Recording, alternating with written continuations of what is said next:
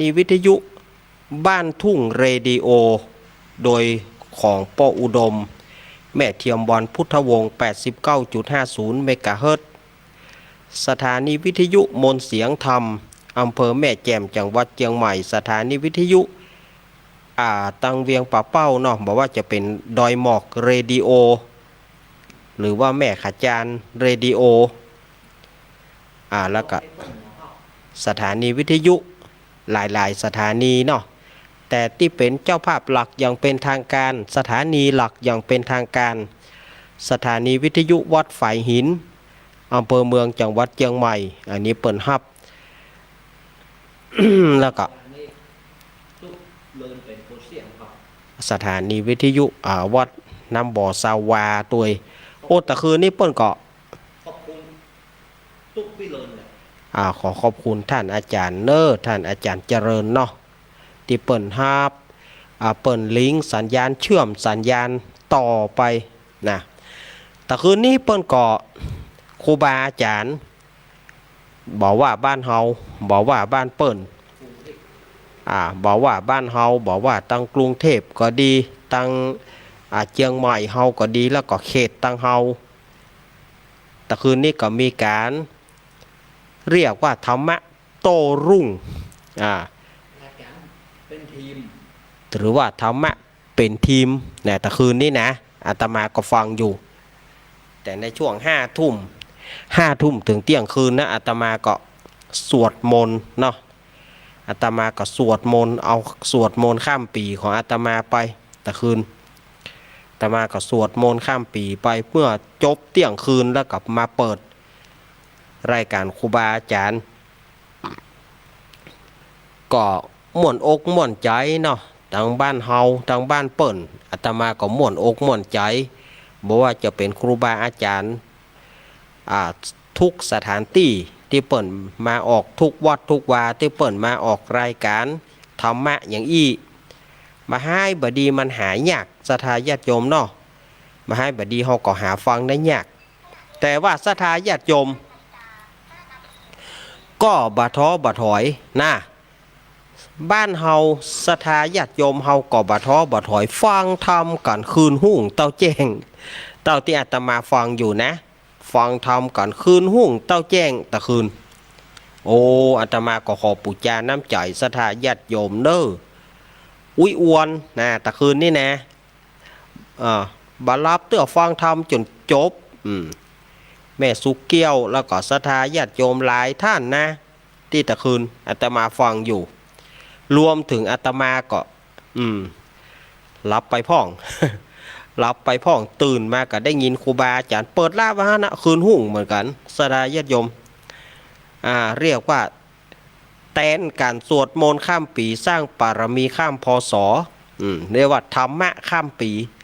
สร้างบารมีข้ามพศเรียกว่าธรรมะข้ามปีเนาะปีใหม่แล้วเนอะศรัทธาญาติโยมมาปะกันวันนี้เป็นวันศุกร์ที่1 มกราคมพุทธศักราช 2564 เดือน4เหนือเดือนหยี่ใต้แฮมมันนี่3 ค่ำวันนี้เป็นวันเสียประจำเดือนเนอะ482สุขโขพุทธาเสียสุขกพุทธวันนี้เป็นวันเสียประจำเดือน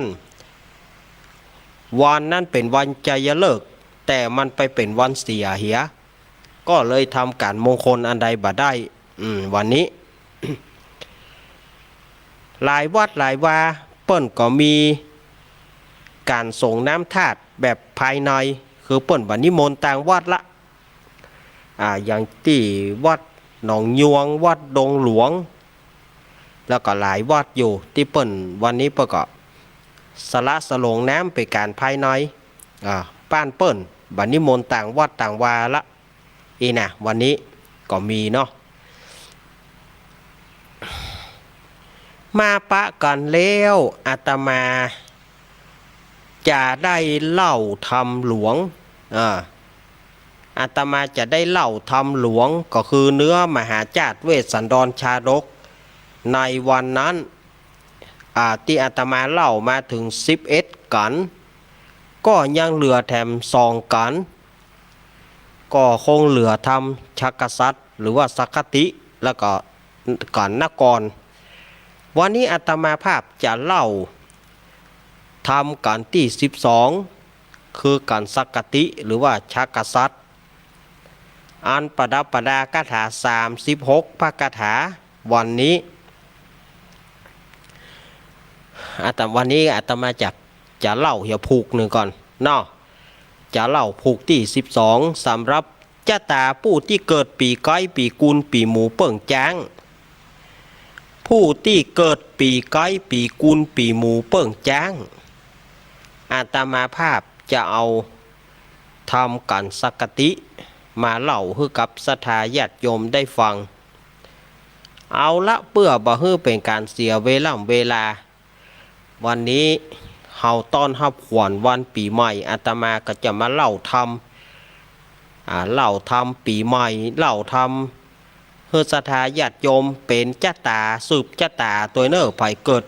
ปีก้อยปีกุลปีหมูเปิ่งจ้างนี่นะ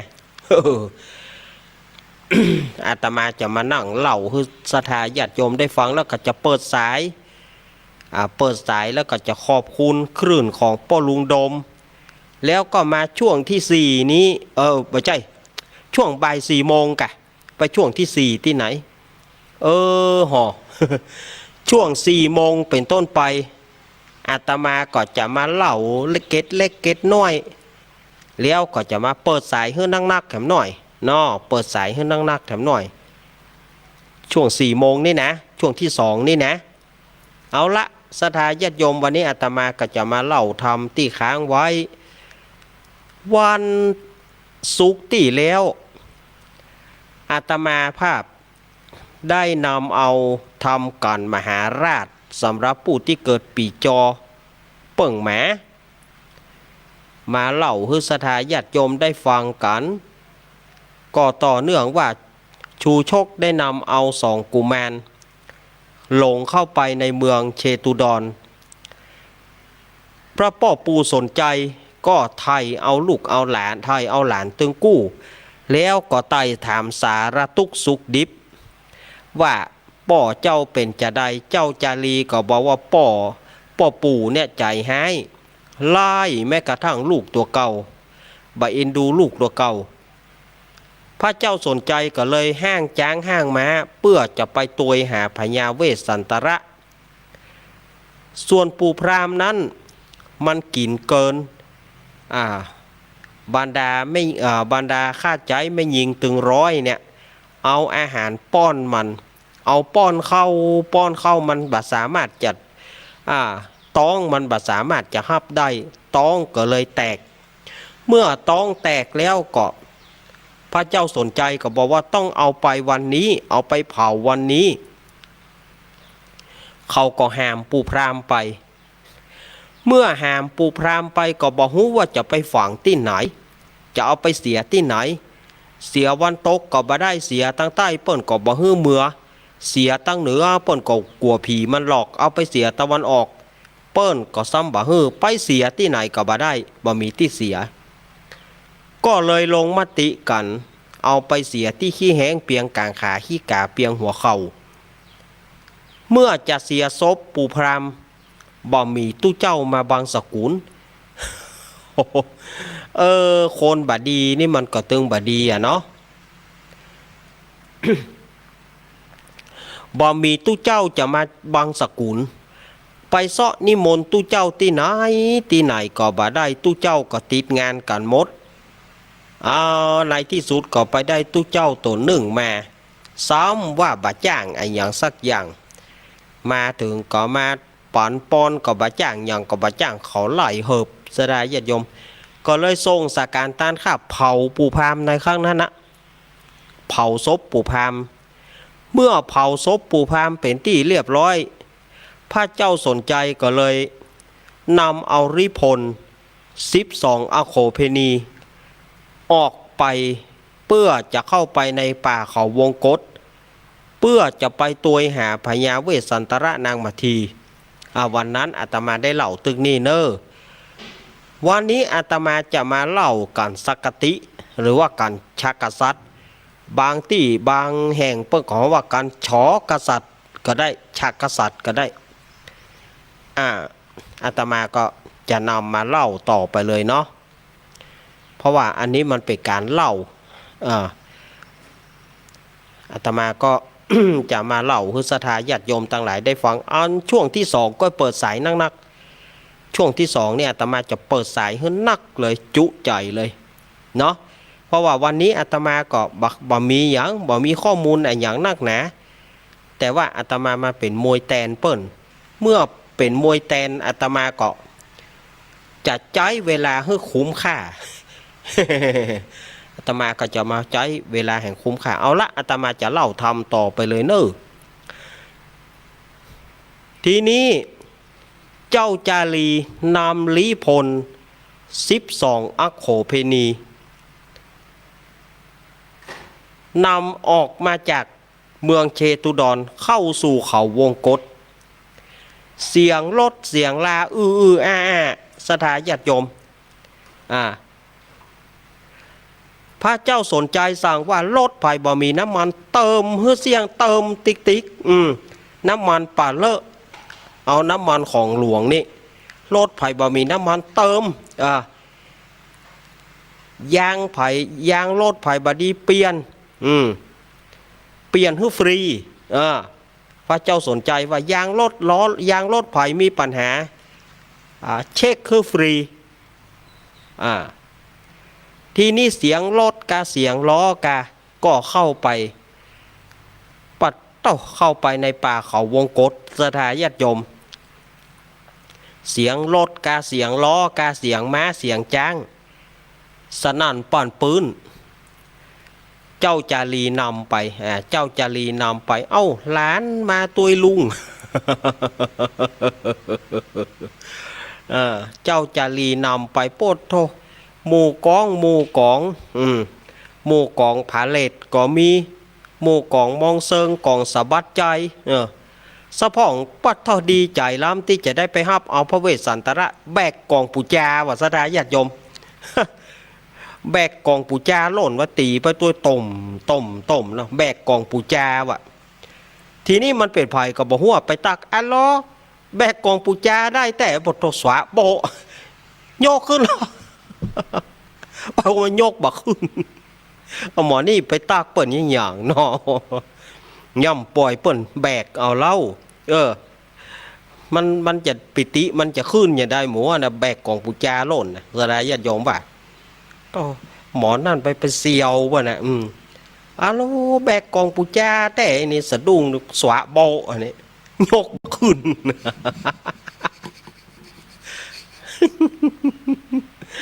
หมอนี่ก็หมอนหนึ่ง อยากจะ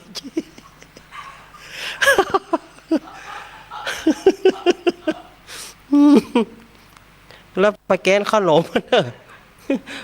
ไปกินใกล้ๆน้ำพวกขนมนะฮะ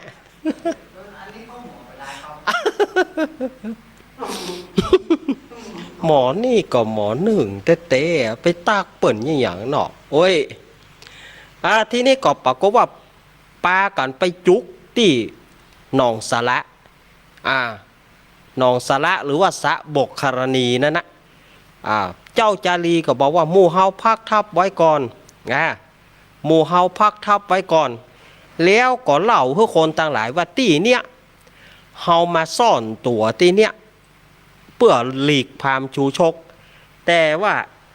ป่อพระฤาษีตัวเอาเฮามาตัวเอาเฮาจนได้เจ้าจารีเล่าให้ฟังเขาก็พักรถพักอย่างเขาก็ฟังพักรถพักลี้พลเสียงม้าเสียงจ้างเสียงล้อเสียงรถยามนั้นหมู่ทหารเสนาอามาตย์ทั้งหลายก็ป้ากันฟ้อนป้ากันฟ้อนไทยฟ้อนเล็บนะเนาะฟ้อนเล็บมันนะตะตึงนงนั่นนะหมดไต่หมดทงนั่นนะเขาก็ป้ากันละเล่นม่วนละเล่นกันเสียงคนโห่อึดอัด ยามนั้นพระเวสสันตรสีกำลังนั่งภาวนาก็ได้ยินเสียงคนตั้งหลายชัยโยโห่ฮ้องกัน ก็เลยเอิ้นนางมาทีเฮ้ยมาทีเสียงเนี่ยมันเป็นเสียงคนมาเดือดกันอย่างใกล้ๆเนี่ยที่หนองสาระเนี่ยมาทีนางมาทีก็ว่ามีไหนพระฤาษีมีที่ห้านะที่สะโบกคารณีฮะนะนางมาทีเฮาลองขึ้นดอยไปพอปะว่าเป็นเสียงไผ่พระเวสสันตรสีก็จวนนางมาทีขึ้นไปบนดอยขึ้นไปพอพระเวสสันตรสีก็ไปหันเข้าใส่ฝูงประชาชนตั้งหลายไผ่ฟ้าประชาชนตั้งหลายเจ้าบ้านเจ้าเมืองมีตุงมีจ่อมีชายโยโห่ฮ้องกองกองปาดกองกองวงก็นักหนาป่าป้านสถาญาติโยมยามนั้นความวิตกของพระเวสสันตรสีก็เกิดมีขึ้นว่าเอาบาเดียวนี่เฮาหนีมาอยู่เขาวงกฏเพ่งยังบ่พ้นบาเดียวนี่หมู่เจ้าบ้านเจ้าเมืองเขาป้ากันจะมาลุมฆ่าเฮาก็ความกลัวนะความกลัวเสียสติไปครั้งหนึ่งพระเวสสันตรสีเสียสติไปครั้งหนึ่งก็เลยให้ขึ้นบอกว่ามาทีบาเดียวนี่แน่เฮานี่ถ้าจะตายแน่ๆเจ้าบ้านเจ้าเมืองนี่บอกเอาเฮาไว้แน่เจ้าบ้านเจ้าเมืองเขาอย่ามาโหดร้ายทารุณยิ่งกว่าโควิด-19เขามาโหดร้ายทารุณกำเฮาอย่างล้ำเหลือบาเดียวเนี่ยบ่มีละเขาเกิดรัฐประหารเกิดปฏิวัติรัฐประหารป่อแม่เฮาแล้วเสด็จป่อกับเสด็จแม่คงจะตายเป็นแน่บาเดียวนี่เขาฆ่าเสด็จป่อเสด็จแม่เขาปฏิวัติรัฐประหารเฮาแล้วบาเดียวนี้เหลือเฮาเหลือเฮาเนี่ยกับนางมาทีบาเดียวนี่หมู่ไพร่ฟ้าประชาชนจะมาฆ่าเฮาถึง2 คนแล้วมาทีเหลือเฮาแต่ยะเขาบ่ฮักเขาเลยเขาบ่ฮักเขาเลยบัดนี้เขาปฏิวัติเสด็จพ่อเสด็จแม่หมดบัดนี้เขาจะมาฆ่าเฮาและนางมาทีเหยนางลองพอเหรอคนอดอันอาจเถียบัดนี้เขามาเขาจะฆ่าเฮาแล้วมาทีเฮ้ยปีจะเงี้ยอย่างใดปีจะเงี้ยอย่างใดอีหรอกพระเวสสันดรให้วิหาร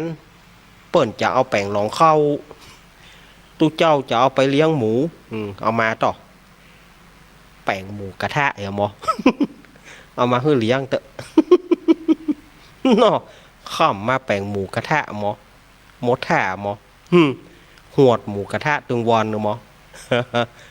ลาบเพื่อกับเบอร์กินน่ะลาบกับหูดับอีนี้แป้งหมูกระทะเหกันเนาะ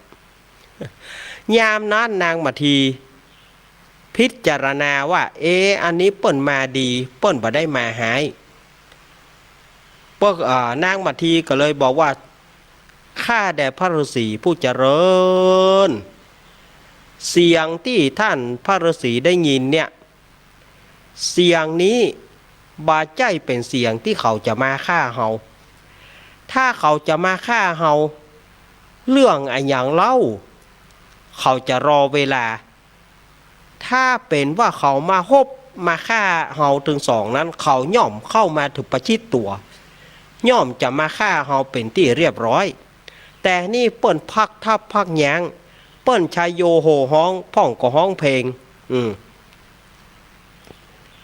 พ่องก็ฮ้องเพลงสะพ่องก็เต้นพ่องก็ลำพ่องก็รำวงพ่องก็จังหวะช้าๆพ่องก็จังหวะออฟบิทพ่องก็จังหวะมาโตซี่นี่ นางมาทีหูเพียปุ้นกันนะพ่องก็เต้นจังหวะบีกินพ่องก็เต้นจังหวะตะลุงเห็นล่อนางมาทีว่านะแสดงว่าเปิ้นบ่ได้มาฆ่าเฮาหรอกท่านพระฤาษีเสด็จพ่อเสด็จแม่คงจะนำรี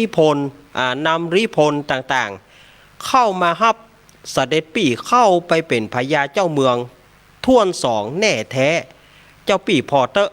บางพ่องก็เต้นจังว่าออฟบิทพ่องก็เต้นร็อกแอนด์โรลลูกรอนางมาทีนี่มันจะย่อยๆแต่พ่องก็กำลังเต้นช่าพ่องก็สามช่านี่ลูกโอ้โห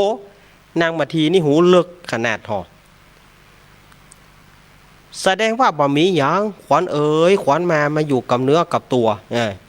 นางมาทีว่าบ่มีสิ่งหายสิ่งขาดเปิ้นจะมาฮับพระฤาษีปิกเสด็จนิวัตเข้าสู่พระนครว่าอันพระเวสสันตฤาษีก็ลองฟังดูก็ถ้าจะแต้นางมาทีก็เลยจวนนางมาทีลงมาเข้าสู่อาสรมศาลายามนั้นพระเจ้าสนใจก็บอกกับนางพุทธดีว่าพุทธดีถ้าเฮาเข้าไปตอนนี้ถึง2 พระองค์ลูกเฮาจะดีใจล้ำจะสลบตายฉะนั้นปี่จะเข้าไปก่อนนางก้อยตัวหลังแล้ว2 กุมารเจ้าจารีน้องกันหาเข้าไปเมื่อหลุนเนอร์ว่าแล้วพระเจ้าสนใจก็เสด็จเตียวเข้าไปเสด็จเข้า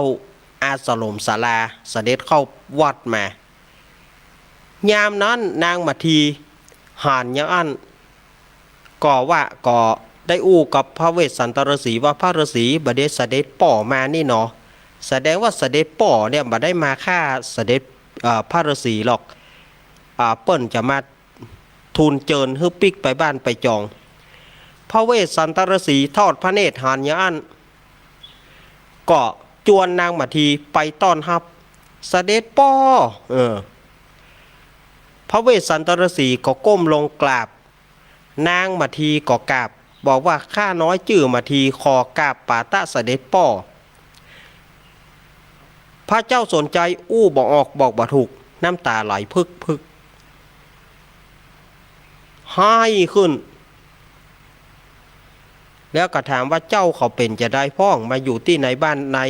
ป่าในดงอย่างอี้ลูกไม้หัวมันปอฉานก่อยามนั้นพระเวสสันตฤาษีก็เล่าให้ฟังว่าก็ปอฉานอยู่เสด็จป่อเหยปอแก่อัตภาพแจ้งมานางมาทีก็ไปเซาะลูกไม้หัวมันเล่าให้ฟังต่างๆนานาถามถึงรถถามถึงไงยังถามถึงเสด็จแม่ว่าเป็นเสด็จแม่พุทธดีไปจะได้พ้องแม่ของเจ้าก็ยังซุกหูเข็มก็ได้อยู่หูตาก็ดีอยู่บัดเดี๋ยวนี้แม่ของเจ้าก็มาตัวเนี้ยสักกรรมก็คงจะมาถึงนี่ล่ะรอสักกรรมพระเจ้าสนใจพระเวสสันตฤาษีนางมาทีก็อู้กันไป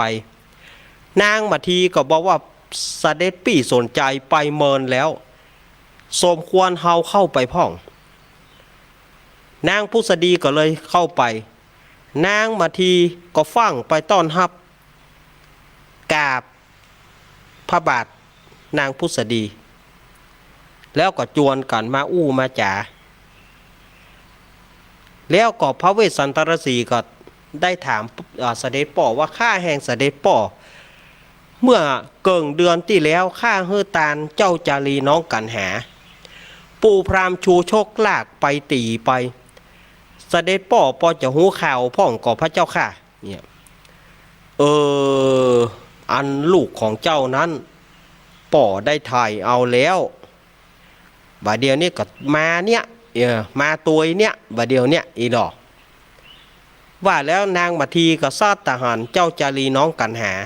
เตียวมามีกุมาร60,000 คนเป็นบริวารนางมาทีก็โล่นไปฮับเอา2 กุมารตั้งเมื่อแม่กับลูกปะกันก็ให้ซอกั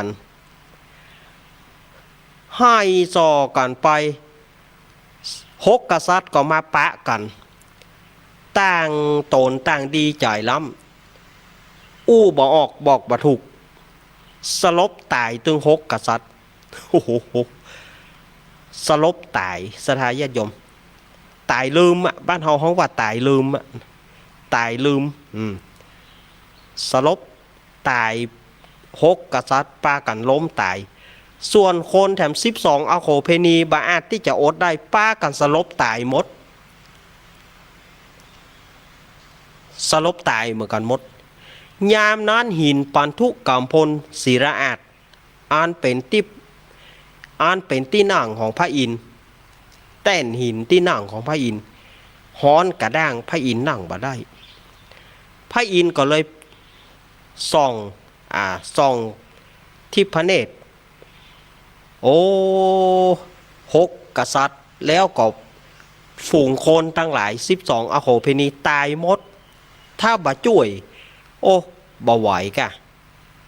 ต้องช่วยพระอินทร์ก็เลยฮื้อฝนโบกคารพัดตกลงมาสู่ชุมนุมมหากษัตริย์ถึง6แล้วก็บุคคลตั้งหลาย12อโคเพนีฮื้อตื่นขึ้นมาฝูงคนใดที่มันปากบดีฝูงคนใดขี้เหล้าขวานเปิ้นหมู่ที่จังพระเวสสันดรโฟนบะตกเขาใส่ตายลวดคนใดที่เขารบบูชาพระเวสสันดรฝนตกเขาใส่คืนมาคนใดขี้เหล้าขวานเปิ้นเหล้าขวานตุเหล้าขวานพระ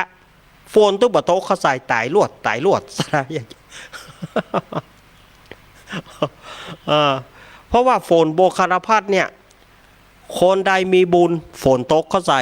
คนใดบ่มีบุญฝนบะตกเขาใส่คนใจบาปหยาบช้าหมู่ที่ลักเสียนพระไปขายหมู่ที่จังคุดพระธาตุเจ้าเจดีย์ไม้สลีมหาโพธิฝนบะตกเขาใส่ตายลวดฝูงคนใดเป็นคนบุญใจบุญใส่ข้าวน้ำจังหันวันนี้ไปทำบุญปีใหม่ฝนตกเขาใส่คืนมาหมู่บ่เคยทำบุญอย่างวัดบ่เข้าพระเจ้าบ่ไหว้ฝนบ่ตกเขาใส่ตายลวดสถานญาติโยมเมื่อคนตั้งหลายแล้วก็6กษัตริย์ฟื้นขึ้นมาแล้วก็มาเจียนจ่ากันพระเจ้าสนใจก็เลยอู้กับพระเวสสันดรว่าลูกเขยขอนิมนต์เสด็จนิวัตสู่พระนครเหียเตอะไปเป็นเจ้าพญาอย่างเก่าอย่างหลังเรื่องที่แล้วไปเหมือนที่อิทธิพรางกูลว่าให้มันแล้วไปอย่าคิดอะไรอีกเลยเรื่องทุกสิ่งทุกอย่างพ่อให้อภัยนะลูกนะขอให้ลูกเสด็จนิวัตคืนสู่พระนครเถอะอย่ามานุ่งหนังเสือลายอันเหม็นสาบอย่ามัวหืบอย่าภาวนาเลยลูกจงไปเป็นพระเจ้าอยู่หัวที่เมืองเชตุดรของเราเถอะลูกเอ๋ยลูกอย่าดื้อนะลูกนะเชื่อคำพ่อนะอีล่ะพระเจ้าสนใจนะส่วนว่าพระเวสสันดรจะปิกหรือว่าบ่ปิกสุกหน้าเขาก็มาต่อเนาะสุกหน้าเขาก็มาต่อ สุกนี้มันทำมันจบตึกตะเอีย ทำมันจบตึกตะเอียเนาะอาตมาก็ขอบคุณเนอสถาญาติโยมที่ฟังอยู่เจชอบอย่าหมอนั่นแบกกล่องปูจาหล่นนะแบกกล่องปูจา เจชอบหมอนั่นแบกกล่องปูจาหล่นเนี่ยเปิ่นแบกมากับโจโลเนาะเขาวัดใส่บาเนาะอึกตึกกันนะมันถ้าอย่าหมอกม่วนมันเนาะหมอนั่นอยู่ดีไปตากเปิ่นไอ้ล้อแบกกล่องปูจาแต่เนี่ยปวดสวะขาโลโบโยกโยกยายก็บอกคืน หมอหน้านี้ยุ่งนะแต่สำหรับเจ้าตาผู้ที่เกิดปีกุล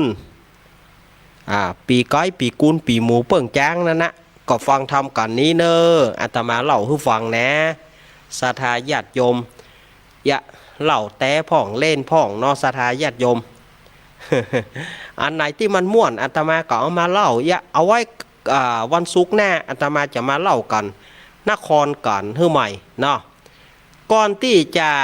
เข้าสู่ รายการลำดับต่อไปก่อนที่จะมาวางสายก็แจ้งกับศรัทธาญาติโยมเนอะที่โยมปี่พิสมัยบ้านดอนตันอำเภอแม่ริมจังหวัดเชียงใหม่เปิ้นจะมีการทำบุญทอดผ้าป่าสามัคคีเพื่อเป็นก้าน้ำก้าไฟก้าอาหารน้ำปานะบำรุงวัดฝ่ายหินอำเภอเมืองจังหวัดเชียงใหม่เปิ้นจะตั้งต้นตกแต่งดาที่บ้านของเปิ้นคือบ้านเลขที่100หมู่4บ้านดอนตันตำบลเมืองเกี้ยวอำเภอแม่ริมจังหวัดเชียงใหม่เชิญชวนคณะศรัทธาญาติโยมไปห่วมกินห่วมตานกันเนอในวันที่7มกราคม2564ทางเจ้าหน้าที่วัดฝ่ายหินเปิ้นก็จะไปถ่ายทอดเสียงให้ศรัทธาญาติโยมได้ฟังกันนะหาว่าไผบ่ได้ไปก็เปิ้นก็มีการถ่ายทอดเสียงให้ศรัทธาญาติโยมได้ฟังกันเนอทีมงานวัดฝ่ายหินเนาะทีมงาน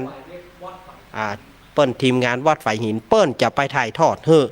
อันนี้ก็เชิญชวนคณะศรัทธาญาติโยมร่วมกินร่วมตานกันเนอทำบุญไปเตอะมันบ่เสียหลายจักได้สบายสืบไปหน้าอีเปิ้นว่า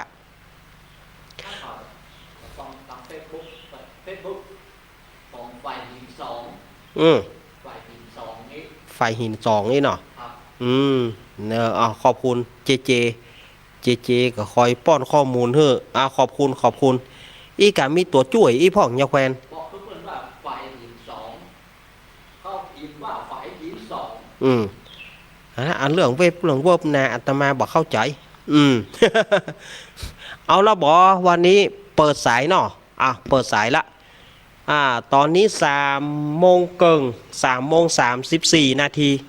อาตมาจะวางสายแล้วเนอะไผจะโทรมามาจากันหรือว่าจะอวยพรปีใหม่แตนสคสก็ยังได้เนอะ089-214-0135อ้าวไผจะโทรเข้ามาเจอเนอวันนี้บาระวังงานครบตา ระวังงานครบตามมีไผโทรมาหาอาตมากับวันนี้เนาะ ดอกจานวางสายขึ้นแล้วเนอะ0892140135เอาไผจะจะจาก็อาตมาน้อมเจริญปอนโทรเข้ามาได้เลยเนอะวางสายแล้วแต่คืนเปิ้นถ้าจะเมาฟังธรรมกัน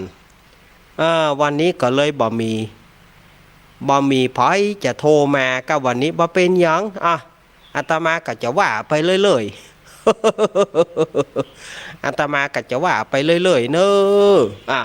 ถ้ามีก็โทรเข้ามาเนอะ0892140135โหวันนี้หลานมาสักลายเหรอหลานมาพ่องเหรอวันนี้เนาะหลานมาพ่องเหรอเจเช็ควิทยุที่ไหนดับถ้าดับไม่ติดมันต้องกระสายใต้หาว่าอันกะถ้าจะได้ลองเช็คพอฮั่นมีแต่เฮ้ยอาตมานึกว่ามีอีกสายแรกจากทางใดเอาเจไม่ยิงหรือว่าป้าใจไม่ยิงเนาะแน่นะฮับสายก่อนเนอะเจริญปอน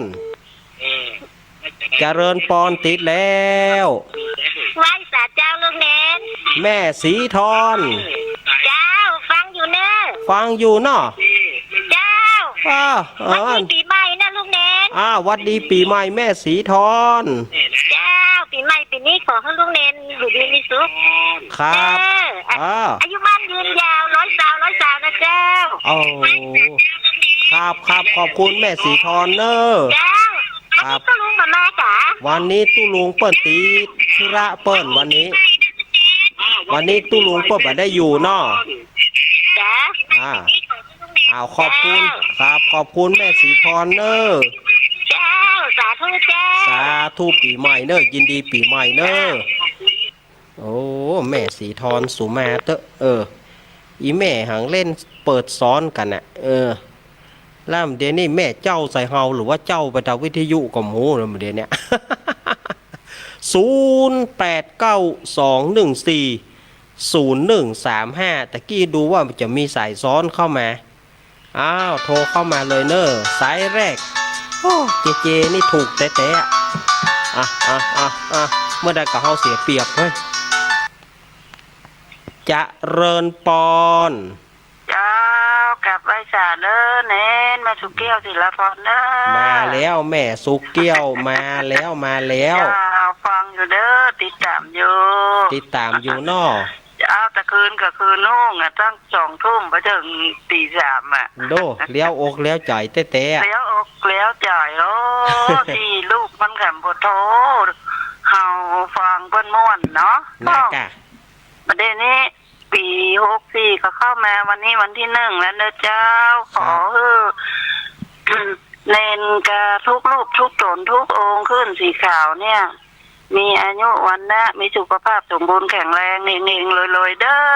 สาธุเนอแม่อุ้ยสุกเกี้ยวเนอ หมู่อัน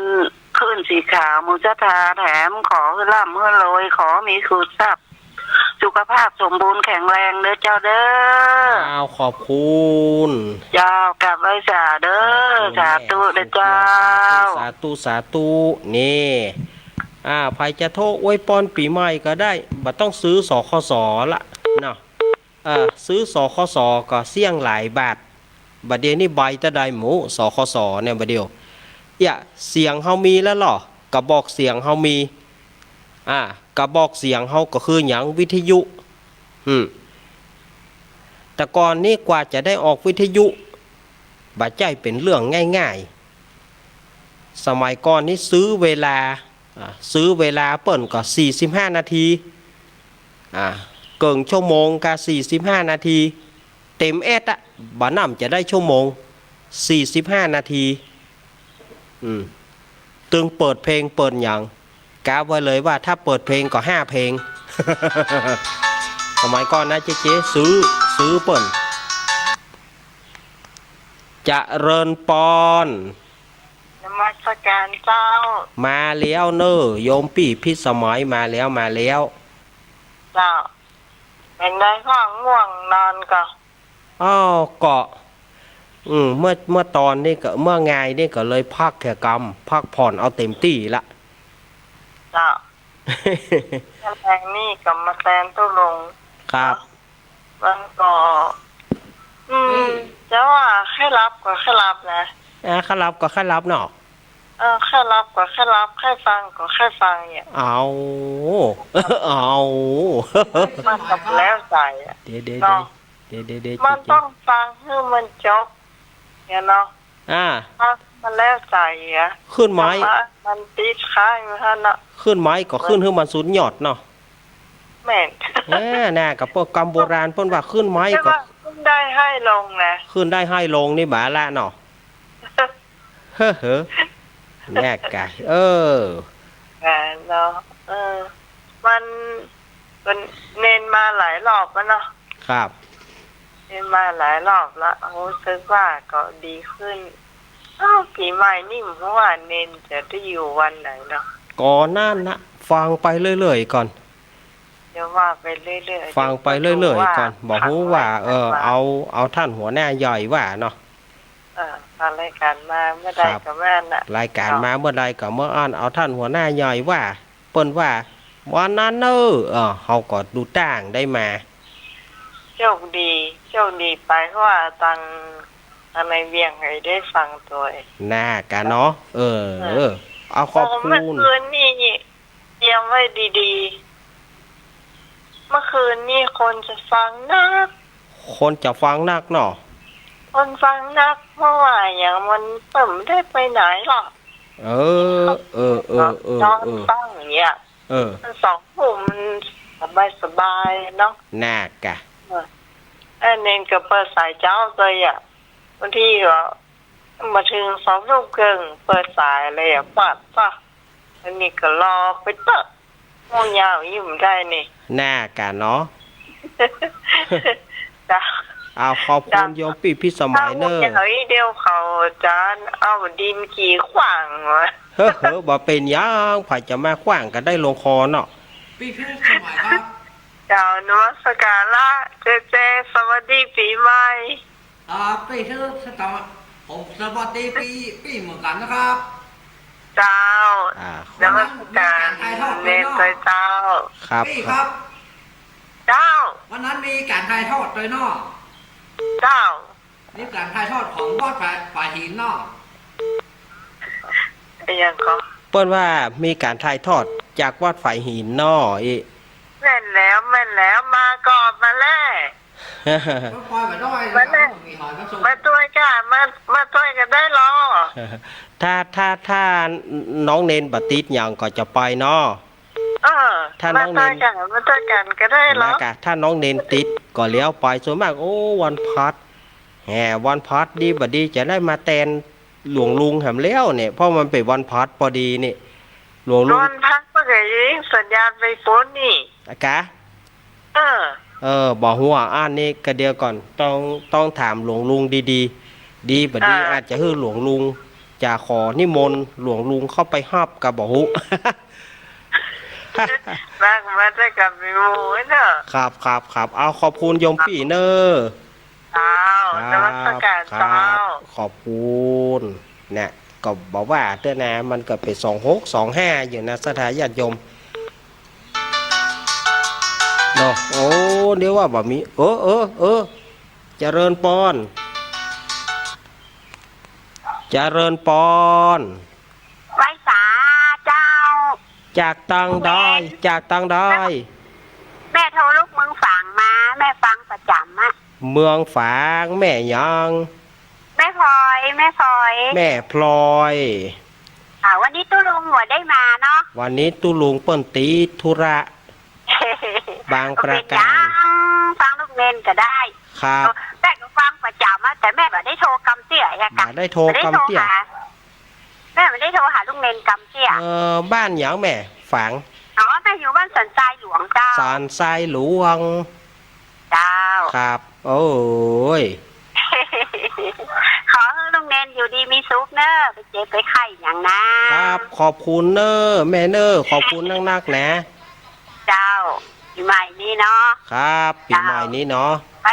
เจ้าไว้สาเจ้า ครับขอบคุณแม่พลอยนี่ อันนี้เปิ้นมือใหม่เปิ้นว่าอีมือใหม่ซิง ไม่ได้โทรกำเตี้ยแต่ฟังตลอดอะ ครับ เมื่อคื ครั น บ ก็ฟังอนังการอะฟังตลอดเลย ขอบคุณเนอ เจ้าอันนี้เจ้า เปิ้นใหม่ซิงเปิ้นว่าอี0892140135มีก็โยมแม่วางสายให้กำเนอ0892140135วันนี้ต่อไปนี้สายพายเจริญปอน ไว้สาเจ้า จากตังดอย ไม่อ้วน ด้านขวา สารขวางแม่อุ้ยอ้วนบารับบานอน ฟองขึ้นเลยเนี่ย มองห่วงเลยอะ อุ้ยอ้วนฟังขึ้นย้ำเดี๋ยวนี้ ฟังขึ้นนั้นของลุงโดมอยู่กะ ขึ้นลุงโดมเนาะ เจ้า ครับโอ้แต่คืนนี้ก็ยังได้ยินเสียงอยู่นะ เนี่ยบารับเตอร์เนอเนาะ เจ้าเอาหัวรับกัน แล้ว นะ แล้วจ่ายแต่อุ้ยอ้วนนี่นะ สงสัยก็ เจ้า กาแฟก็อุ้ยอ้วนเฮา ฟังจนถึง7 โมงอะ ดู โอ้โหอันนี้นะโอ้อันนี้นี่บุญใหญ่บุญหลวงแต่เนาะอุ้ยอ้วน เจ้า แล้วจ่ายแต่ แล้วจ่ายแต่เขาไม่ได้ไปสวดที่อื่นรออยู่ในบ้านเราจะดูร่างกะ บ้านเฮาเฮียนะเนาะ เจ้า ครับอืม ปีใหม่โชคดีเด้อปีใหม่เนาะ เหมือนเดียวกันเหมือน มีทุกข์ร่างกายแข็งแรงเด้อ ครับเหมือนเดียวกันอุ้ยอ้วนเหมือนเดียวกันเนอครับอุ้ยอ้วนแม่อุ้ยอ้วนกิติรังกา เจ้าว่าสาเจ้ามาละมาลืมเด้อ ครับขอบคุณ ตุ้น 3:48นะครับ ตุ้นลุงว่าอย่างกับเด็กหญิงอ้วนเนี่ยอันยังก็อ้วนเนี่ย เจริญปอน เจ้านมัสการแถมรอบหนึ่ง อ้าวอีกรอบหนึ่งมาเลย รอบหนึ่งพอสถานี104บอกว่าให้เนนมาจัดรายการบ้านตีเลย อ่ะ มาจัดรายการที่นี่เลย วันที่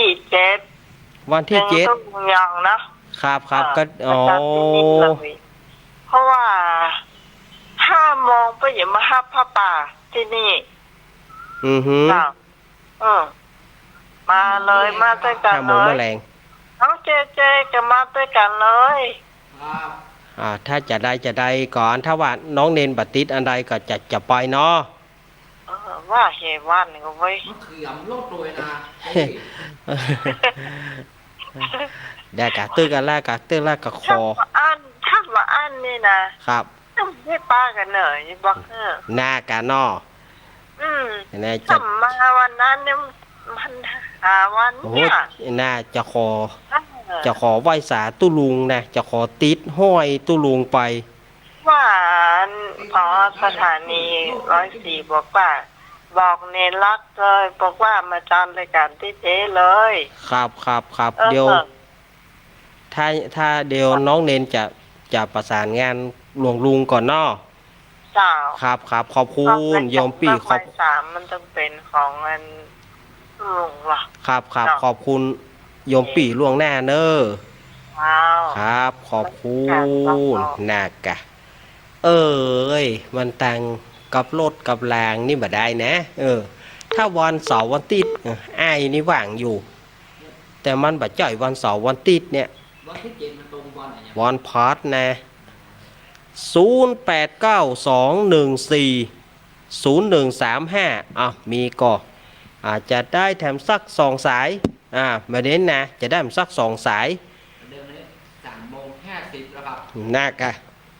กะว่า55เขาจะออก55จะลาขึ้นของป้อดมถ้ามีวันนี้เตวดามาเป็นใหญ่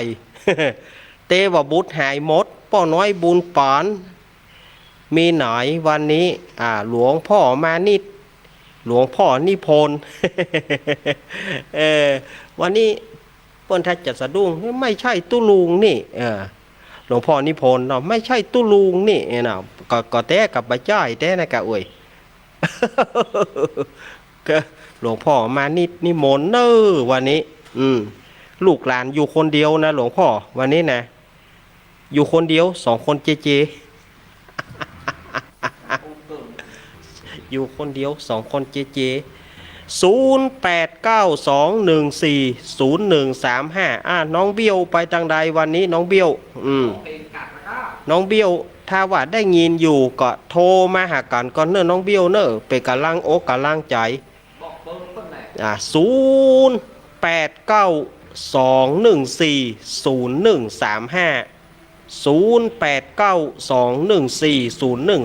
0892140135เอาไปจะโทรเข้ามา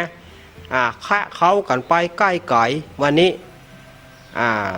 ไปจะโทรเข้ามาหาลูกเนนอาตมาภาพก็โทรมาได้เนอะเบอร์นี้หันมาแล้วหันมันต้องจอบนะมันต้องหยอดนะข้างเมื่อวานบอกปอกืนเจริญปอน ไปสาเจ้า แม่พร เจ้าปัจจัยเจ้าแม่อันนี่อยู่ฝางเจ้า อยู่ฝางแม่อย่างฮะ แม่คำเจ้า แม่คอม เจอเนนอยู่บ้านผายหินก็เจอเจ้า เจอแล้วกะ เจอเจ้า อ๋อ แล้วแม่บัดได้โทรสักเตื้อ บัดได้โทรสักเตื้อ โทรอันนั่นตัวนี่อันตุลุงเจ้า อันน่ะ ที่เป็นคนไทยเจ้า กะ เจ้าวันนิ่มจันได้ฟังเน้นเต็ดอย่างนั้นแม่ไปสวนก็ครับเข้าบ้านมา บ่เป็นหยัง เจ้า วันนี้มาบริหารเวลาแทนหลวงลุง เจ้าครับ เจ้าไว้สาเจ้า ขอบคุณ เจ้า เอาละเฮาจะพักก่อนเนาะเฮาจะพักช่วงหนึ่งขอบคุณลุงโดม ขอบคุณป้อโดมแม่เทียมวันพุทธวงศ์เจ้าของหัวหน้าสถานีวิทยุบ้านทุ่งเรดิโอดิถีขึ้นปีใหม่ขอให้ครอบครัวของป้ออุดมแม่เทียมวันพุทธวงศ์และญาติพี่น้องเฮ้อปราศจากทุกโศกโรคภัยโดยเฉพาะอย่างยิ่งโควิด -19 เฮ้อมันหนีไปอย่าได้มาในประเทศเขตสยามของเฮาเฮ้อหนีไปไกลๆสิ่งหายหนีสิ่งดีเฮ้อมาหายหนีดีมาหายหนีดีมาหายหนีดีมาขอเฮ้อครอบครัวของป้ออุดมแม่เทียมวันจงมีแต่ความสุขความเจริญคิดสิ่งไหน